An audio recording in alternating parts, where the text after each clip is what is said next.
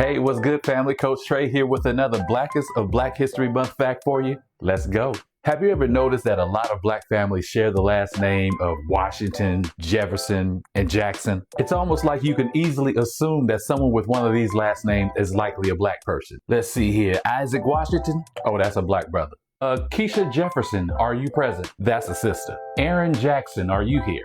Could be a brother, but it's also a sister who's competing right now in the Winter Olympics. But this didn't happen randomly. You see, after the emancipation in 1865, millions of formerly enslaved African Americans had to pick a new last name, and in some cases, a last name for the very first time. You see, before this time, many were forced to carry the surname of the person who enslaved them, or they had no last name at all. Imagine not legally owning your name. Happens more time than we think. So when freedom came, folks chose names that sounded strong, presidential, powerful, names they heard of like George Washington, Thomas Jefferson, and Andrew Jackson. But here's what many of them didn't know.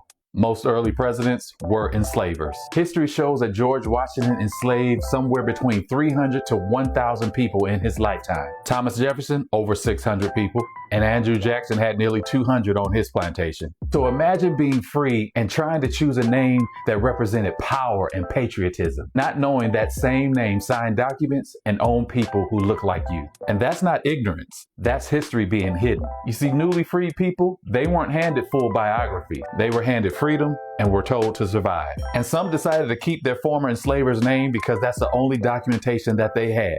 And some chose presidential names as a way to say, we are Americans too. And some just wanted a clean slate. And here's the redemption. We gave those names new meaning.